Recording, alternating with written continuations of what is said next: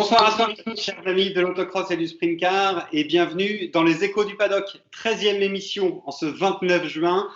Déjà pratiquement 3 mois que nous passons ensemble pour vivre cette saison de 2020 un petit peu particulière. On a eu l'occasion de recevoir de nombreux pilotes sur ces premières parties d'émission. La semaine dernière, on a passé un très très bon moment avec les organisateurs, puisque nous avions la chance d'accueillir les organisateurs d'Is sur Tille et d'Heidi, un moment d'échange très sympa où beaucoup de monde a appris beaucoup de choses, et c'est bel et bien l'objectif de ces émissions.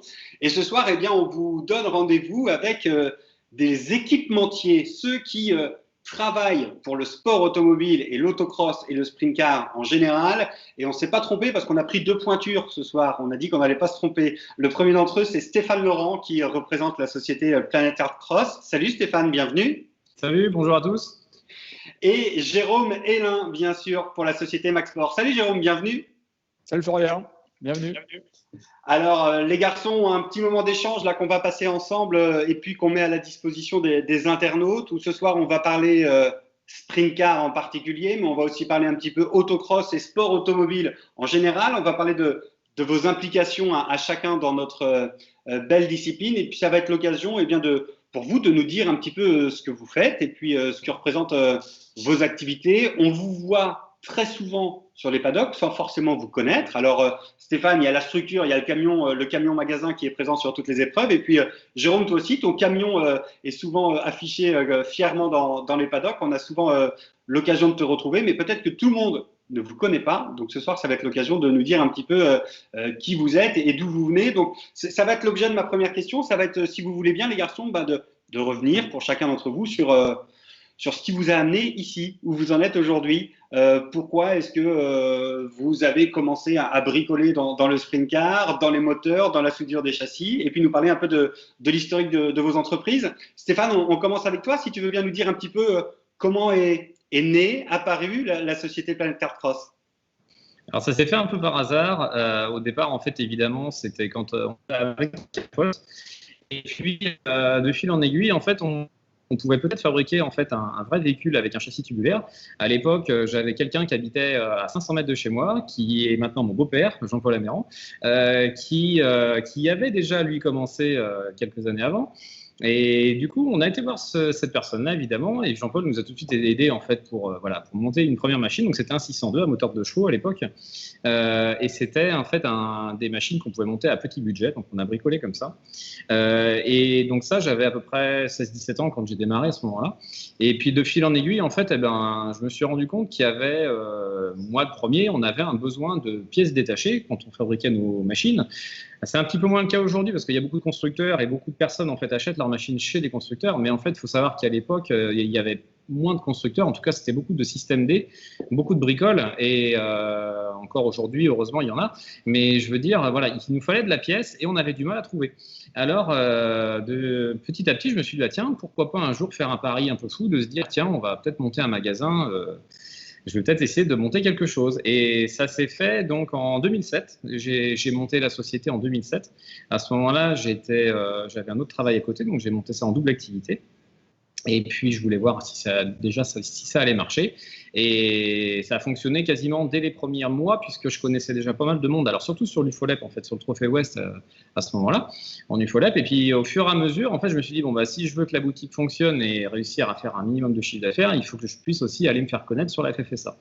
Et donc, dès 2008, je crois, j'avais investi sur un premier camion à 19 tonnes pour aller sur la Coupe de France. Et j'ai commencé sur Moron, je crois, à partir de 2008. Donc voilà. Pardon, si je peux me permettre, le début de l'activité, 2007, c'était dans le garage à la maison qu'on a installé les premiers rayonnages, c'est ça Alors, pas exactement. En fait, j'ai eu la chance d'avoir, en même temps que j'ai démarré, mon père qui est parti en retraite, qui avait une activité sur Nord-sur-Erdre, là où je suis basé actuellement. Et en fait, j'ai eu la chance d'avoir un petit local qui faisait environ 70 mètres carrés. Donc, c'est comme ça que j'ai commencé en fait. Excuse-moi, je t'ai coupé, tu nous parlais de 2008 où tu as commencé à visiter les circuits de la Coupe de France et du Championnat de France. Voilà, donc à ce moment-là, en fait, je faisais que de la vente de pièces détachées. J'ai démarré tout seul pendant environ un an ou deux. Et assez vite, en fait, je me suis retrouvé un petit peu débordé par les commandes qu'il fallait traiter de plus en plus. Donc, j'ai pris à peu près un salarié en plus par an depuis 2009, grosso modo. à peu près, pour donner un ordre d'idée. Et à partir de 2009, j'avais déjà commencé à faire un prototype de châssis parce que j'avais déjà en tête quand même de faire quelque chose déjà pour moi, à la base, pour me faire plaisir. Mais je me suis dit qu'en plus, ça devait être normalement une continuité logique de l'entreprise de faire des châssis. On est une des seules sociétés d'ailleurs à pouvoir le faire, d'avoir autant de stock de pièces détachées à côté et de faire les véhicules. Donc, on s'est dit, il faut le faire. Et à partir de 2010, on a fait le bâtiment dans lequel on est en ce moment. Et c'est vraiment en 2010 qu'on a démarré la fabrication des châssis, donc avec le Kamikaze 1. Donc à ce moment-là, l'équipe de l'atelier s'est créée au fur et à mesure, mais Benjamin Papillon est arrivé à ce moment-là, avec d'autres personnes qui ont suivi. Et donc le Kamikaze 1, on l'a fait pendant environ 4 à 5 ans à peu près. On l'a sorti à peu près à une quarantaine d'exemplaires. Et après, on est passé aux alentours de 2013-2014, on a dû attaquer le Kamikaze 2. Qu'on a fait celui-ci à environ 150 exemplaires. Et depuis, avec le nouveau châssis FIA, le K3, on est rendu à presque 300 machines, à peu près.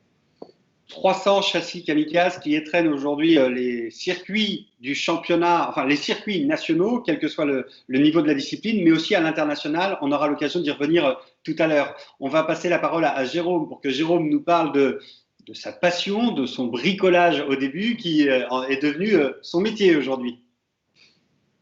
Effectivement, ça a commencé comme ça. Du bricolage, j'ai la chance d'avoir une famille qui est dans le sport automobile depuis longtemps.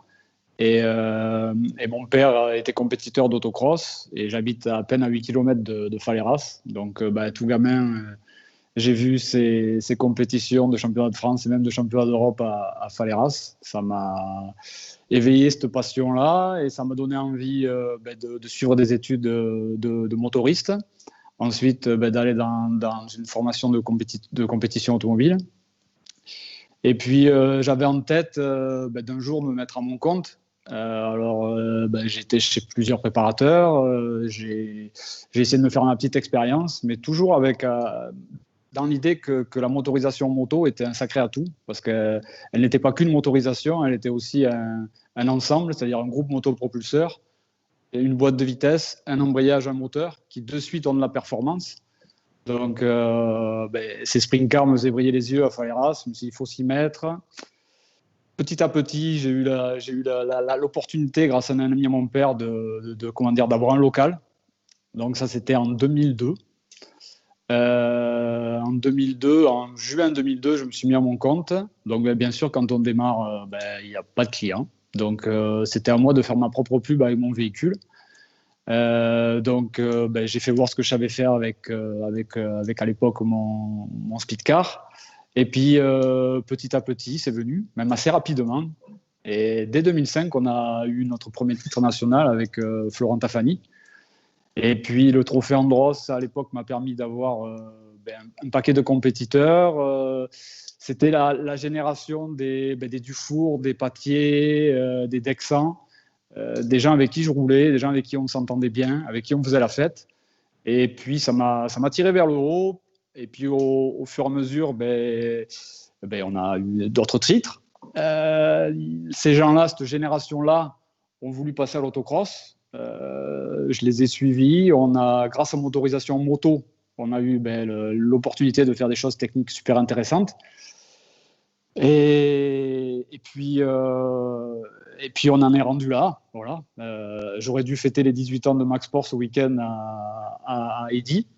Ça aurait été une belle fête avec quelques rayons de soleil, peut-être quelques coups de soleil. Un joli bal, je pense. Et puis, voilà. Au jour d'aujourd'hui, c'est un bâtiment à Créon, un banc d'essai. Je bosse toujours tout seul parce que j'ai à cœur de maîtriser au mieux la qualité de ce que je fais. Des titres européens. Et puis, un véritable métier passion qui prend du temps et qui m'avait bouffé un petit peu d'énergie ces dernières années. Et ce petite pause du Covid m'a requinqué. J'ai qu'une hâte maintenant, c'est d'aller au bord du talus pour voir mes compétiteurs en action. Super, merci Jérôme. Jérôme, tu disais que tu avais été le premier pilote ambassadeur pour représenter ta marque. Stéphane, rappelle-moi, est-ce que toi, tu as eu l'occasion de piloter un kamikaze ou est-ce que très vite, ou dès le début, tu avais trouvé des pilotes ambassadeurs? En fait, oui, j'ai roulé pendant, en plus de ce que j'avais fait avant en 602, j'ai dû rouler à peu près 2 ans grosso modo. Mais vu que j'avais déjà monté la société à ce moment-là, en fait, je manquais de temps pour faire les deux à la fois. Je me suis vite rendu compte sur les paddocks que c'était très très dur à gérer de vendre de la pièce et de rouler à la fois. Donc je me suis dit, stop, il faut que j'arrête là et je vais gagner mon temps à trouver un pilote déjà qui sera meilleur que moi, parce que j'étais pas forcément d'un niveau extraordinaire, pour faire déjà une meilleure publicité, pour gagner du temps tout simplement. Et c'est comme ça que ça a démarré l'histoire avec Benjamin Papillon, parce que c'est surtout lui en fait qui nous a appris la machine et qui l'a mis championne de France en UFOLEP dès 2011. D'accord. Et puis alors, Jérôme, pour rebondir sur tes pilotes ambassadeurs, quand tu disais que ton premier titre t'était rapporté par un certain Florent Tafani, ça a dû donner une très belle carte de visite pour Max Sport. Oui, effectivement. De suite, avec Florent, ça a donné envie. Puis je te dis, on est sur une génération où tous on essayait d'avoir des machines assez proches. Et donc, on avait quasiment à l'époque tous le même matos, on faisait des belles courses. Ouais. Après, on est passé sur une génération on va dire, de fils d'eux, que j'appelle. C'est le moment où les papas se sont occupés de leurs fils et les ont poussés. Souvent des papas qui étaient compétiteurs en autocross et qui voyaient le sprint car comme une super école et qui ont mis leurs gamins au sprint car. Et ça a été une nouvelle génération, ça a été autre chose. Effectivement, c'est vrai que c'est souvent cyclique. Hein. On retrouve très souvent des sagas familiales dans notre discipline. On aura d'ailleurs l'occasion d'en reparler et de refaire des émissions sur ce thème-là. Jérôme, quand on a discuté en off tout à l'heure, tu m'as dit que ton métier, c'était la mise en marche des moteurs de moto pour la compétition automobile et uniquement pour la compétition automobile. Surprenant parce qu'on sait qu'il y a énormément de compétitions liées à la moto, mais pour autant, ce n'est pas le créneau que tu as choisi. Oui, parce que j'estime que dans un métier passion, il faut que quand on discute avec les personnes, tu vois, il faut qu'elles adhèrent à nos messages. Et moi, je sais ce que c'est le sprint car, je sais ce que c'est l'autocross, je sais ce que c'est le rallye tout-terrain. Et toutes ces disciplines off-road, j'ai des clients parce qu'on a des discussions en commun, on sait de quoi on parle ensemble. Alors que la moto, je ne suis pas du tout motard et voilà, je sortirai les pieds dans les virages et je ne vais pas raconter de bêtises, quoi. Donc j'ai même du mal avec certains clients qui me font bosser pour la course de côte parce que justement, je ne maîtrise pas ce milieu de la course de côte, de l'asphalte, de ces monoplaces ou de ces groupes CM qui sont équipés de moteurs de moto. Je pense leur amener de bonnes prestations en connaissant les performances des moteurs que je leur amène et les services que je leur amène. Mais malheureusement, on a du mal à échanger sur l'aspect pointu de leur discipline, qu'au contraire, je connais bien et que je pense avoir de l'expérience et de la maîtrise sur les disciplines off-road. C'est un domaine et un secteur que tu maîtrises parfaitement. Jérôme, les gens qui me connaissent savent que je ne suis pas un fin technicien. Est-ce que tu peux nous expliquer un petit peu ce que tu fais, quelle est la palette des services que tu peux proposer? Demain, je veux rouler en sprint car, j'ai acheté un châssis chez Stéphane. Est-ce que tu es capable de me faire tout le reste, oui ou non, et quelles sont les étapes ou les process? Demain, tu veux rouler en sprint car, tu dis, donc on va rigoler, c'est ça? L'étape principale, elle est d'abord de trouver une motorisation, la première, parce que c'est pas si facile que ça. Le marché moto est bien maîtrisé, bien légiféré, donc il faut trouver une motorisation moto issue d'une moto accidentée le plus souvent. Ensuite, une fois que cette motorisation elle est trouvée, selon son état, selon les catégories dans lesquelles on roule, on a le droit de faire certaines choses, tout simplement peut-être les réviser, tout simplement après les optimiser selon les réglementations. Pour l'autocross, pourquoi pas les préparer. Et ensuite, ça c'est sur la partie mécanique. Après, je vais pouvoir t'amener du service sur la partie électrique, où les faisceaux de moto ne sont pas du tout compatibles avec des véhicules à 4 roues, tout simplement pour les dimensions. Il y a plein de choses qui ne nous servent pas sur la moto qu'il faut supprimer.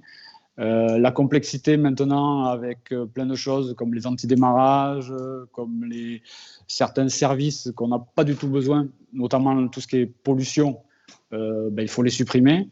Donc ça, c'est l'une de mes parties. Et ensuite, on va rentrer dans ce qui est mise au point. Et là, ça va être le banc d'essai. Le banc d'essai qui va nous permettre aussi d'essayer des lignes d'échappement. Alors, moi, j'en bricole quelques-unes, mais il y a des spécialistes de ce créneau-là. Et puis après, on peut aller jusqu'à de la mise au point spécifique sur circuit pour essayer d'optimiser encore une fois au mieux ce qu'on a fait, mais maintenant sur la piste. La mise au point sur les circuits, ça peut être des séances d'essais privés, mais c'est aussi et surtout, comme le fait très bien Stéphane, être présent sur toutes les épreuves ou un maximum d'épreuves pour être au plus près des clients et des attentes de tes clients. Ouais, parce que comme tu sais, on est, le fait d'être proche permet de connaître réellement les performances des compétiteurs et des véhicules et des travaux qu'on a fait. Et puis, il y a un truc très important dans nos catégories qui est comment dire, le départ. Et donc, la mise au point principale pour moi, c'est une aide au départ. D'accord. C'est là-dessus, c'est le point vraiment que tu qualifierais de plus important sur ta mission? Sur ce qui est les petites interventions que je peux amener qui se retrouvent sur la piste en compétition, c'est à peu de choses près l'unique. Le reste, c'est entre le siège et le volant. Et après, je peux donner des conseils, après des débriefings. Mais sur l'action et sur ce qui peut se passer en temps donné dès le début, c'est le seul élément sur lequel je peux intervenir. Ok, merci Jérôme. Stéphane, tu voulais intervenir sur effectivement le fait d'être présent sur le circuit, inenvisageable de se considérer comme un équipementier ou un constructeur si on n'est pas en mesure d'être présent au plus près des besoins de nos clients. Oui, c'est ce que je voulais rajouter, mais Jérôme l'a très bien dit. C'est-à-dire que derrière, c'est un métier passion sur lequel on est obligé de toute façon d'être présent. On ne peut pas simplement, je ne me vois pas vendre du matériel à distance sans être présent. On ne peut pas vendre des véhicules sans être présent. Il faut qu'on ait un minimum de services après-vente, de conseils derrière. On est obligé d'accompagner les clients. Alors, le problème qu'on a dans notre discipline, c'est qu'il faut qu'on soit un peu partout à la fois. Parce que moi, je vois dans mon cas, par exemple, on se retrouve avec de la clientèle qui est à la fois en FFSA, en UFOLEP, en championnat de France, en régional, aussi à l'étranger. Donc, on a aussi du mal à aller voir tout le monde. Donc, des fois, on est réclamé un peu à droite à gauche, mais ça fait partie effectivement de notre mission. Ça fait partie de la mission et c'est ce qui t'a permis de sortir il y a quelques mois, et on les voit fièrement derrière toi, les châssis K3 qui aujourd'hui sont quasiment fabriqués à la chaîne. Stéphane, ça a été une grande épopée, cette homologation des châssis K3 avec cette réglementation qui a enfin un nom, le XC Crosscar. On se souvient des balades au bout du monde de Benjamin Papillon pour aller pouvoir présenter cette machine. Raconte-nous un peu tout ça. Ben ouais, en fait, alors le châssis K3, en fait, on l'a démarré il y a même plus que ça, il y a presque 2 ans maintenant. En fait, c'est un projet qui à la base a été initié par la FIA, tout simplement, le XC Crosscar, à qui il manquait une corde à son arc pour lancer les jeunes pilotes, les débutants, dans les catégories off-road. C'est-à-dire qu'il y avait en gros sur la partie asphalte ce qu'il fallait, si on veut schématiser très rapidement, parce que je connais encore pas très bien évidemment cette partie-là, mais sur la partie asphalte, on va démarrer du karting pour monter en Formule 1. Bon, sur la partie terre, il manquait en FIA quelque chose pour démarrer sur terre. Donc ils ont préféré, plutôt que de partir sur une page blanche, ils ont préféré prendre ce qui existait déjà et ce qui marchait bien dans beaucoup de pays déjà en Europe, c'est le crosscar effectivement. Et donc, bon, il y a eu différentes appellations, parce qu'on a connu le kart cross, le crosscar, le sprint car, et maintenant la FIA donc l'a officialisé avec le XC Crosscar. Ouais. Alors, le XC Crosscar, Stéphane, j'ai vu passer une info il y a quelques jours. Tu dois peut-être avoir cette info. Tu me confirmes, il y aura 2 catégories, 2 classes d'âge dans le championnat d'Europe XC Crosscar? Alors oui, sur ce qui devait se passer cette année déjà, c'était que normalement les cartes, on va dire entre guillemets seniors, c'est-à-dire l'équivalent de la catégorie Super Sprint qu'on a en France, devaient participer donc au championnat d'Europe. Alors c'était sur 5 manches, si je ne me trompe pas, avec une 30aine de places, je crois. Et donc forcément, bon, c'est tombé à l'eau avec le Covid. Mais effectivement, à partir de 2021, normalement, ce qui est dans les projets, effectivement, c'est que la catégorie junior, qu'il y ait une catégorie junior qui soit ajoutée. Oui. Alors, sur la catégorie senior, il y avait 40 places disponibles et il y avait 36 inscrits. C'est l'info qu'on a pu avoir également il y a quelques jours ou quelques heures. Jérôme, je voulais revenir avec toi. Tu l'as évoqué tout à l'heure. Les gens qui te connaissent le savent. Il y a l'autocross et le sprint car, mais il y a aussi le rallye TT pour toi parce que tu es là encore pilote pour t'amuser, mais là encore pour représenter la marque en rallye TT. Oui, effectivement. Je suis le champion de France de rallye tout-terrain. Je roule maintenant avec un véhicule, un Rivet motorisé à Hayabusa en 4 roues motrices, donc dans le championnat de France de rallye tout-terrain. Je me confronte à des véhicules qui ont de diverses motorisations, puisqu'on peut aller jusqu'à des gros Nissan de 3,5 litres de cylindrée. C'est super intéressant techniquement pour moi parce que ça permet de tester mon matériel et mes évolutions que je fais sur les Hayabusa. Sportivement, c'est aussi super intéressant parce que la discipline est super fun. On rencontre plein de terrains différents. C'est vraiment un pur plaisir. Et comme disait Stéphane tout à l'heure, moi, je me suis aperçu au fur et à mesure des années, que je te parlais des grandes années avec les Dufour, les Patier, les Tafani, que je ne pouvais plus amener un service de qualité sur les compétitions si je n'arrivais pas à regarder toutes les manches avec une objectivité de pur professionnel et plus de pilote. Donc, je me suis retranché sur cette discipline du rallye tout-terrain quand ils ont ouvert les portes aux moteurs de moto. Et pour moi, ça a été un réel plaisir de reprendre de l'action avec le volant, de régénérer une petite équipe de copains qui me suivent pour faire cette aventure du rallye tout-terrain. On a eu un petit palmarès sympa puisqu'on a réussi à être champion de France de rallye tout-terrain en deux roues motrices, 2 fois, et les premiers champions surtout à motorisation moto. Donc ça, c'est le petit clin d'œil pour la partie pro et la double casquette pro-pilote. Super, une belle carrière de pilote qui continue. Et puis j'imagine que les machines, les moteurs ne sont pas éprouvés de la même manière sur des courses sprint comme nous on peut les connaître, qui durent aller sur des manches qui peuvent durer entre 6 et 7 minutes, et des spéciales de rallye TT qui elles sont beaucoup plus longues. Après, les véhicules ne sont pas faits de la même manière. On a la possibilité d'avoir un refroidissement supérieur. On a des dimensions de carrosserie qui nous permettent de bien aérer. Après, il faut équiper les voitures comme il faut. Mais on a surtout une facilité, c'est qu'on n'a pas les projections qu'on a en course de peloton sur terre, qui nous obligent à protéger justement tout ce qui est radiateur. Et puis, il y a beaucoup de glisse en autocross, qui fait que, pareil, l'orientation des radiateurs est super compliquée à trouver. Donc, le problème du refroidissement et de la fiabilité en autocross, étonnamment, c'est limite pire dans certains contextes que ce qu'on peut avoir en rallye tout-terrain. Donc, c'est bien, c'est que moi, je mets des bornes à mes produits et j'arrive à les valider et à faire des choix, mais l'autocross reste quand même, dans certains contextes, la pire utilisation qu'on peut avoir. La pire utilisation qu'on peut avoir. Merci Jérôme. Stéphane, pardon, je voulais revenir un peu sur l'homologation du K3 et sur la stratégie de ton entreprise. Alors, sans révéler de secret, très rapidement, tu as su s'internationaliser. Peut-être que le K3 a encore donné un cran supplémentaire pour que cette marque Kamikaze devienne internationale. Oui, en fait, ce qui s'est passé, c'est qu'il y a quelques années, on en a discuté à l'entreprise et en fait, on s'est rendu compte que globalement, on était rendu à un marché qui était assez saturé en France. C'était les périodes où en fait, il y avait des listes d'attente pour aller sur les courses en championnat de France, même des fois sur du régional. On s'est dit que de toute façon, tôt ou tard, on allait avoir un problème qui était qu'on ne pourra plus développer de la clientèle. Et en même temps, on n'est pas bête, on regarde aussi ce qui se fait à côté, on regarde la concurrence forcément, on regarde les autres pays. Et on a vu qu'effectivement, cette catégorie-là était vraiment plébiscitée par d'autres pays. Alors, on peut citer les Scandinaves, on peut citer plein d'autres pays, enfin, c'est presque tous les pays d'Europe, où en fait, il y a eu très vite une demande et on s'est dit, il y a quelque chose à faire avec ça. On est quelques-uns dans la société à savoir un minimum parler anglais et puis espagnol, donc on se dit bon, on peut le tenter comme ça, et on s'est dit d'abord pour faire ça, il faut d'abord qu'on aille se faire connaître. Donc en fait, on est reparti, on a repris la route, donc là on a fait des bornes, on est parti plusieurs fois en Suède sur le circuit de Liège, on est parti en Finlande, on est parti en Irlande, on a été chez les Espagnols, les Italiens, les Allemands, les Belges, enfin voilà, et c'est comme ça qu'on a réussi à se faire connaître. Forcément, on a essayé de partir sur le même système qu'on avait en France, c'est-à-dire on a un catalogue avec un maximum de produits qu'on a traduit en anglais au fur et à mesure. Et puis, on a pris des contacts avec les châssis. On a montré que les châssis étaient performants. Et par rapport à ça, on a réussi à avoir des contacts.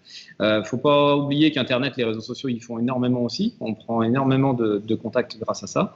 Et c'est effectivement une grosse bouffée d'oxygène qui nous est arrivée avec ça, parce que on le voit avec des cas comme il y a en ce moment avec le Covid. Je pense qu'on arrive un petit peu plus à sortir, en tout cas plus vite, la tête de l'eau grâce à l'international, je pense. Avec des marchés différents qui reprennent peut-être plus vite effectivement leur activité de sport automobile et qui tout de suite relancent la machine. Ouais, alors après, le Covid, c'est un truc inédit que personne n'a vécu. Donc, faut pas se leurrer. C'est ce que j'ai dit à beaucoup de mes clients qui pensaient que grâce à l'étranger, on gardait une activité classique. Non, on a pris une claque comme tout le monde. Faut pas se leurrer. Faut être honnête. Maintenant, effectivement, je sais pas si c'est franco-français, mais on a toujours plus de mal en France à redémarrer qu'ailleurs. Et je pense que grâce à, encore une fois, d'autres pays qui peuvent redémarrer plus vite, ça peut aider. Stéphane, aujourd'hui, est-ce qu'on peut citer les pays où il y a un revendeur kamikaze? Alors, revendeur, c'est un grand mot. En fait, ce qu'on peut appeler des ambassadeurs ou des représentants. Des revendeurs aujourd'hui qui sont vraiment en pleine activité là-dessus. On peut citer l'Italie. On peut citer aussi depuis peu le Moyen-Orient sur le Liban. Maintenant, on a en fait beaucoup de pays sur lesquels on a des teams, des équipes ou quelques clients qui nous représentent. Des fois, ça peut prendre quelques temps, quelques mois, quelques années à faire leur place. Mais on a vu que ça payait. Si on regarde l'Italie, par exemple, avec le recul qu'on a maintenant, c'est un pays sur lequel il y a très peu de pilotes. Aujourd'hui, ils sont peut-être pas plus qu'une cinquantaine ou une centaine de pilotes en Italie. Mais par contre, on est bien implanté là-bas parce qu'on a su être au bon moment là-bas. Et des fois, il faut être patient, il faut laisser voir venir pour pouvoir développer. Aujourd'hui, on a des châssis, je ne vais pas dire sur tous les pays d'Europe, mais on en a au Portugal, en Espagne, en Italie, en Grèce, en République tchèque, en Suisse, en Luxembourg, en Belgique, en Allemagne, en Lettonie, au Danemark, dans tous les pays scandinaves. On en a aussi en Irlande. Et après, on en a aussi quelques-uns sur l'Amérique du Sud, au Paraguay, et puis donc sur la Bolivie, et depuis peu sur le Moyen-Orient. Effectivement, les téléspectateurs peuvent s'en rendre compte. La marque Kamikaze est bien présente dans le monde entier, avec quelques noms qu'on peut citer. Rainis Nitish, bien sûr, pour la Lettonie, Marek Novak pour la République tchèque, hein, qui sont deux de tes ambassadeurs. Et quelle surprise, hein, c'est vrai que c'est quand même un petit peu troublant. Ça, c'est la petite expérience personnelle. C'est l'an dernier à Maggiora, de voir des pilotes grecs de sprint car, c'était quand même la première fois de ma vie que j'en voyais, et les voir rouler au volant de Kamikaze, c'est quand même un petit clin d'œil sympa quand on se retrouve un peu expat là-bas sur le circuit de Maggiora. On se dit, tiens, Nord-sur-Erne, qui était allé, on va dire, à une petite 60aine de kilomètres de chez moi, eh bien, a réussi à s'exporter jusqu'en Grèce et à revenir en Italie pour courir. Mais oui, en fait, et c'est là qu'on voit tout l'attrait et toute l'importance que peut avoir un championnat d'Europe. Dès qu'il y a eu l'idée du XC Cross Car, déjà, il y a eu énormément de monde qui a été intéressé, qui nous a contactés. Mais en plus, derrière, que ce soit rattaché officiellement avec quelque chose de concret sur un championnat d'Europe autocross qui existait déjà, ça ramène encore plus de faisabilité. Et en fait, des gens qui sont effectivement en Grèce, qui sont déjà clients, qui ont déjà des châssis Kamikaze, par exemple, nous ont demandé de venir, par exemple, louer une machine sur la course de Maggiora. Et si on avait eu le championnat cette année qui se serait fait de façon normale, on aurait eu plus de locations encore avec d'autres nationalités qui auraient été présentes. D'accord.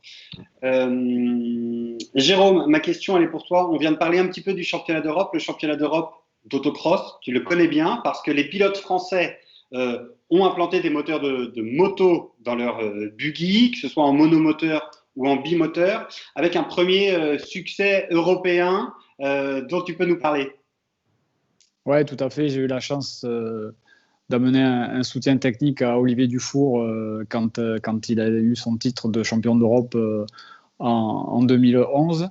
Olivier a eu la folle idée de faire une implantation de bimoteur tout d'abord dans un Raptor. Cette machine lui a permis d'aller titiller les meilleurs du 1600 à l'Europe. Il a vu un châssis qui lui plaisait, le fameux Alpha Racing. Il est devenu copain avec Ladislav Hanak. Et tout ça, l'année d'après, ça a fait une voiture diabolique qu'il a mené au titre, qu'on a super bien fêté à Saint-Denis-de-Verre. Quelle aventure! Avec, je ne sais pas si tu t'en rappelles, la petite demande en mariage de Véro, enfin, c'était génial. Et puis après, Johnny a emboîté le pas avec la même voiture, toujours en Alpha Racing et toujours bimotorisation Suzuki. Et puis l'an dernier, j'ai eu la chance d'avoir un moteur Hayabusa de titrer avec Vincent Mercier. Donc pareil, une aventure extraordinaire qu'au début on vit derrière l'écran et puis à la fin j'étais obligé d'aller à Nova Paca, j'étais obligé d'aller à Majoria et puis c'était juste exceptionnel. que de chemin parcouru depuis que le jeune Jérôme Mélin a fait ses premiers tours de roue en sprint car sur le circuit de Faleras. Ouais, effectivement, il y a eu quelques tours de fait. Ouais. Il y a eu quelques tours de fait. Tu parlais des moteurs de moto dans les buggy. J'ai forcément une pensée pour quelqu'un que tu as dû connaître et peut-être même que tu as eu la chance de côtoyer. C'est Alain Masson, qui a souvent été considéré comme le sorcier des moteurs de moto embarqués dans les buggy. Il a fait partie de ces pionniers qui ont vraiment été des sorciers. Les géos trouvent tout de l'autocross. Ouais, effectivement, Alain Masson et Philippe Camonin sont des personnes qui m'ont beaucoup inspiré sur des choix et des idées un petit peu qui nous semblaient folles. Et puis, ben ouais, comme tu dis, c'est ce genre de personnes, Géo trouve tout, qui aiment l'aventure de l'Europe, qui m'ont un petit peu inspiré sur ces petites aventures qu'on s'est racontées. Là. Et puis, dans la même génération que ces gens-là, il y a encore un client qui était fidèle et qui est en train de côtoyer dans tes ateliers un bien plus jeune pilote. Le premier d'entre eux, c'est Roger Calvet, qui te fait confiance pour la préparation de sa machine. Et puis, tu me disais qu'elle était dans l'atelier, stockée à côté peut-être un des Benjamins des pilotes français à l'international. Ça, c'est sûr que c'est le Benjamin à l'international. C'est la machine de Malone Feuillade, puisque le team Feuillade t'a fait confiance pour préparer la machine de Malone pour sa première année en championnat d'Europe en junior buggy. Ouais, c'est vraiment rigolo ce truc-là, d'avoir le doyen de l'autocross. Je ne sais pas combien de licences, mais c'est un truc de fou. Et ben, Roger m'a amené sa voiture en même temps que Johnny m'a amené celle de Malone. Donc on s'est retrouvés à ces deux voitures dans l'atelier ensemble pour des prestations diverses, notamment des faisceaux électriques et ensuite de la mise au point. Là, celui de Malone est quasiment fini. Il va pouvoir découvrir sa machine et je crois aller la tester ce week-end à la journée qu'a prévue Ladislav, puisqu'il a prévu pour ses clients une séance d'essai à une Polek, je crois, en République tchèque. Donc eux, ils vont se taper un petit voyage dans les jours à venir. Voilà, effectivement, il y a la coupe Alpha Racing qui est organisée ce week-end sur le circuit d'Umpolec en République tchèque à l'initiative de Ladislav Anak. C'est vrai qu'il a beaucoup de machines en circulation. Stéphane, tu nous as cité tout à l'heure environ 300 châssis kamikazes en circulation. Jérôme, est-ce que tu as une idée du nombre de clients qui t'ont fait confiance ? Non, je ne sais pas réellement te donner un volume où j'essaie de ne pas trop compter.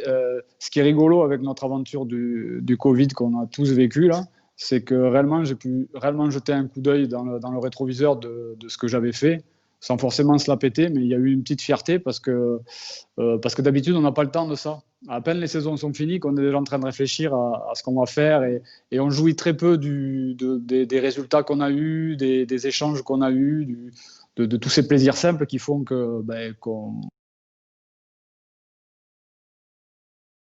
a à peine le temps de se retourner, on est déjà parti sur la saison qui suit.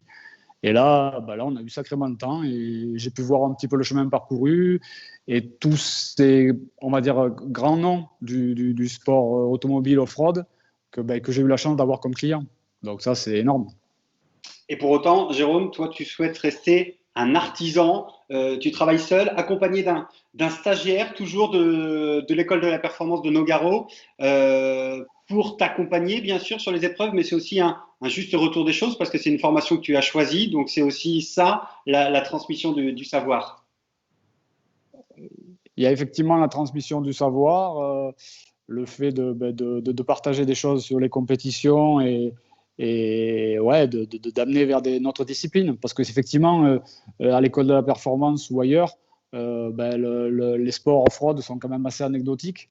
Et d'avoir des jeunes qui peuvent être passionnés de l'autocross ou du rallye tout-terrain ou d'autres disciplines comme les Bajas, c'est génial et il faut les aider et dire que potentiellement, il y a du boulot pour eux.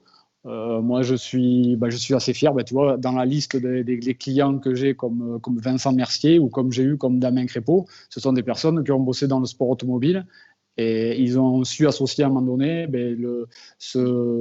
pour Damien, c'est encore le cas, mais ils ont su associer ce truc-là de passer le cap et d'avoir un boulot passion et ça, c'est super important.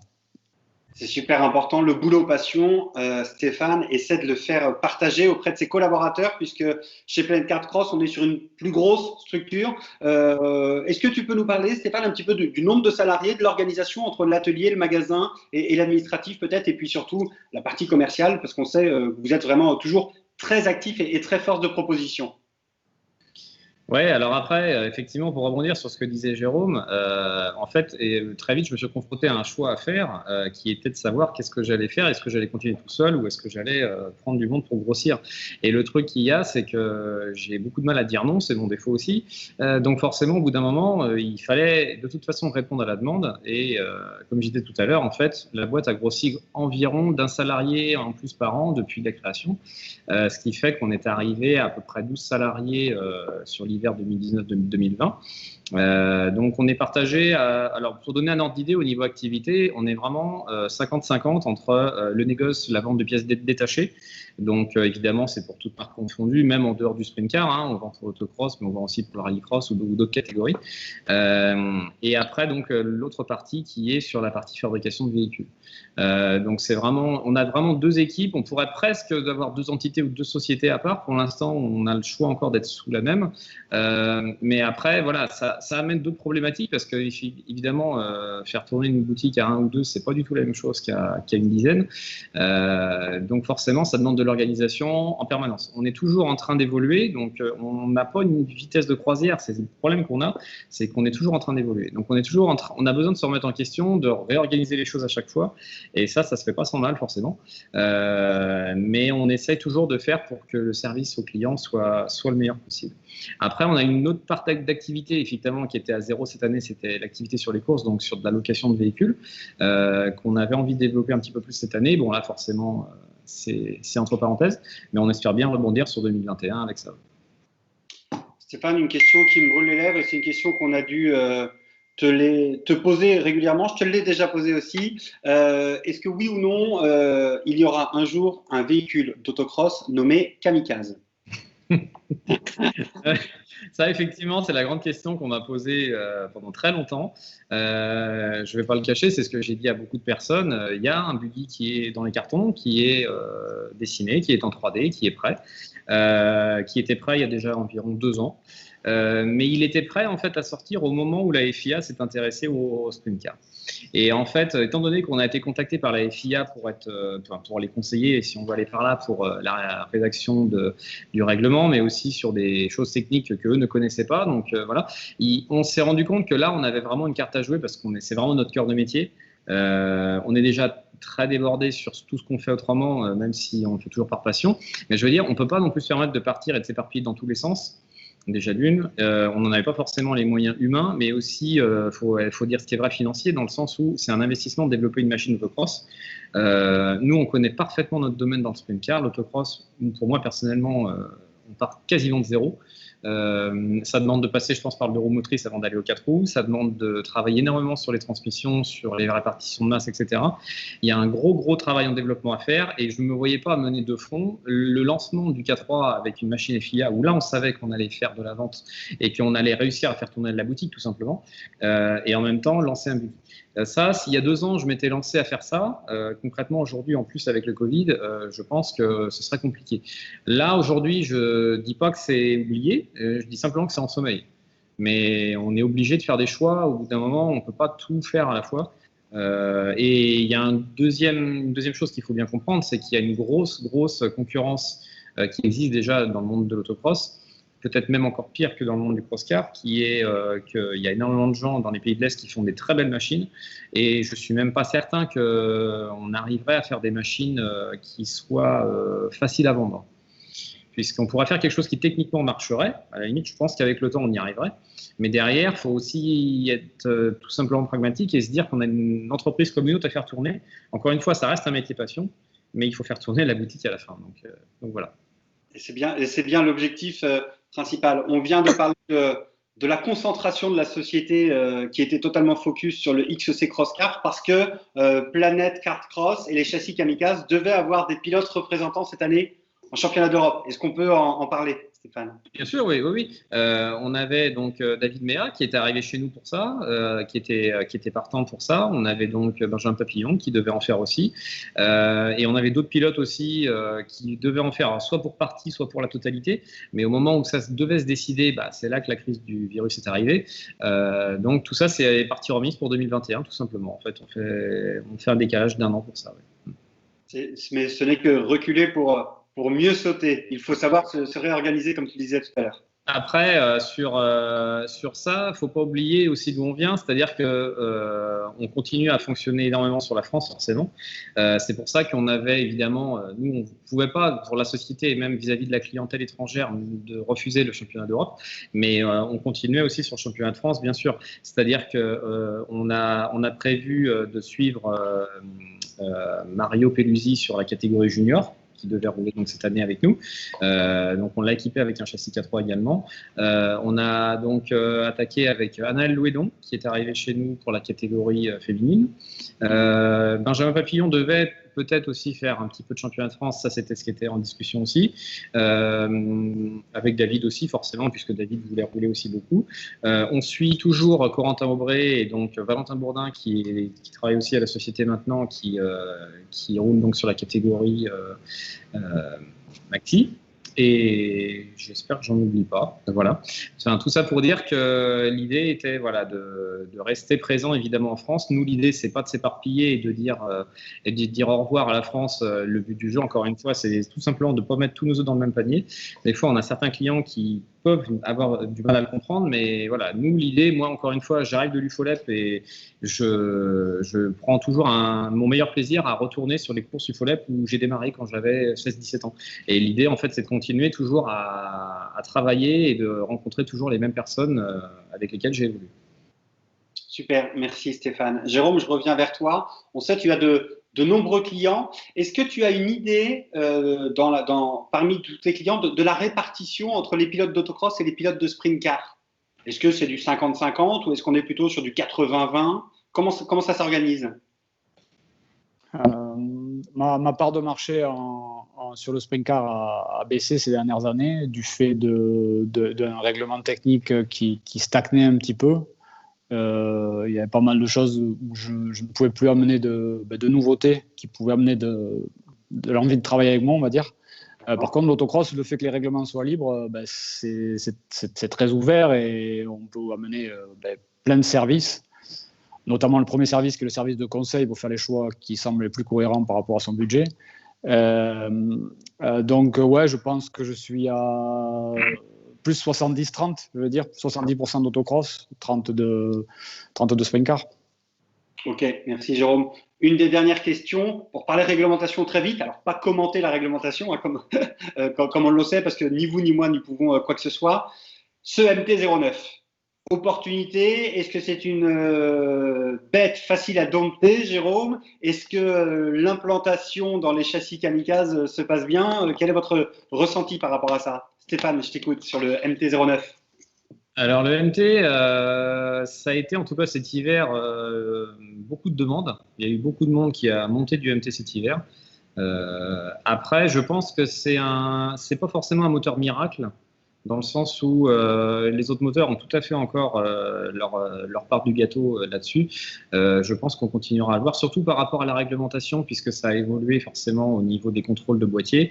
Après, je pense que Jérôme va mieux répondre que moi là-dessus, mais je pense que c'est un moteur qui n'a pas donné encore toutes ses capacités. Je pense que c'est un moteur qui vient d'arriver. Je pense qu'il y a encore du travail à faire autour de ça, mais il y a du potentiel en tout cas, ça c'est sûr.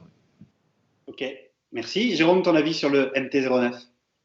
Oui, tout à fait. Je pense que le MT-09 a un potentiel exceptionnel pour le sprint car. Après, je ne vais pas cracher dans la soupe. J'ai orienté la Fédé vers cette motorisation-là, mais c'est une orientation cohérente par rapport au marché moto. Donc, c'est-à-dire vraiment avec pas d'objectif de business, mais l'objectif de trouver une nouvelle jeunesse à une motorisation qui, malheureusement, sur les 600, devenait de plus en plus difficile à trouver. Grâce au MT-09, un gros volume de moteurs qui nous viennent de pas forcément loin, comme c'était le cas avec les 600 cm3 qu'on est obligé de faire venir soit des États-Unis ou des fois d'encore plus loin. Là, grâce au MT-09, on a des fois des moteurs de proximité de qualité. Donc, c'est un choix cohérent. La Fédé l'a bien intégré. Après, sa jeunesse a fait qu'il y a eu quelques petites dérives techniques qui nous ont un petit peu plombé sur des différences de performance entre certaines machines. Mais la technique ne fait pas tout. Effectivement, il fallait aussi se mettre à niveau. Et moi, je parle pour moi dans le sens où c'est un moteur qui n'est pas issu pour la compétition. Donc, on avait pas mal de petites finesses à adapter au niveau gestion moteur pour pouvoir. C'est bon. Excusez-moi. Pour pouvoir optimiser au mieux ces motorisations. Donc, il y a encore un petit peu de boulot de mise au point et ça va venir. Je rebondis sur ce que tu disais sur le choix de la Fédé de ce moteur. J'ai pu avoir quelques bribes d'informations et il y a un vrai travail qui est réalisé par la Fédé et par les commissaires techniques de la Fédé, c'est-à-dire qu'ils travaillent sur les statistiques, hein, le nombre de motos produites, le nombre de motos vendues, le nombre de motos immatriculées. Et là-dessus, ils sont capables de faire des projections sur malheureusement le nombre de moteurs disponibles issus de motos accidentées qui devrait y avoir par inertie dans 1, 2 ou 3 ans. Hein. C'est vraiment comme ça que travaille la Fédé, Jérôme. Oui, tout à fait. C'est important d'avoir cette liaison par rapport au marché moto parce que on a un gros volume de sprint cars à équiper et il ne faut pas faire des choix délirants sur des moteurs qu'on n'arrivera pas à trouver ou qui coûteront une fortune. Donc, c'est aussi pour ça que le changement de moteur avec l'arrivée du ER6 a été juste un choix exceptionnel. En plus, avec le bridage pour les jeunes, ça a permis d'avoir un véhicule évolutif qui passe de la Junior Sprint à la Maxi Sprint, qui sont des super catégories, comme toutes nos catégories, mais qui sont des super catégories parce que ce sont des catégories d'accès. Donc, la Fédé fait des choix cohérents, hein, mais c'est pour ça que tous ces acteurs de l'ombre que sont les techniques, il faut les féliciter. Et elles ne font pas n'importe quoi, elles sont là pour que nos disciplines vivent. Donc c'est hyper important de bosser avec eux, main dans la main, pour qu'on ait des règlements cohérents. Et après, c'est à nous, en tant que professionnels, d'essayer d'amener les meilleurs services à nos clients pour avoir des véhicules d'aplomb conformes et efficaces. Super, merci Jérôme. Les garçons, on avait dit 45 minutes, pas plus. On est à 46 minutes. Une dernière question pour conclure. On a demandé aux pilotes leur circuit préféré. On a demandé aux organisateurs quelle était leur catégorie préférée. Pour vous, les garçons, où est-ce que le fruit de votre travail s'exprime le mieux sur les circuits que comptent le championnat et la Coupe de France d'autocross et le sprint car? Et pourquoi? Si vous pouvez répondre à cette question. Ou ça, tu veux dire sur quel circuit? Non, tu parles. Oui, voilà, oui, sur quel circuit? Sur quel circuit du calendrier tu penses que tes kamikazes ont le meilleur terrain de jeu pour s'exprimer? Moi, j'aime bien le circuit de L pour ça. D'accord. Ouais. Qu'est-ce qu'il a de si particulier? Hormis le cadre exceptionnel, forcément. Je pense que c'est un circuit où il y a de la vitesse et je pense que voilà, on arrive à bien voir les trajectoires. On a une vue en plus du parc pilote qui est géniale, où on peut vraiment avoir comment dire, une bonne vue dessus. Enfin, ouais, moi, après, il n'y a pas de mauvais circuit en soi. Hein. C'est très personnel ce que je dis. Hein. Mais tous les circuits se valent hein, au niveau des perfos. Mais moi, à titre perso, ouais, je l'aime bien. Ouais. Ok, merci. Jérôme? Je ne sais pas te dire. Il faut que tout le long de la saison que nos machines marchent. Moi, par contre, perso, je vais répondre un peu comme toutes les personnes qui sont passées, comme tous les pilotes avant. À Heidi, on va dire, j'arrive à voir qui peut jouer un championnat. Et à Is-sur-Tille, je sais quasiment te dire qui sera champion. Donc, c'est pour ça que c'est mes deux circuits préférés. Ok, super. Bah, écoute, rendez-vous est pris à Is-sur-Tille l'année prochaine, le dimanche soir, et tu me fileras tes petites infos.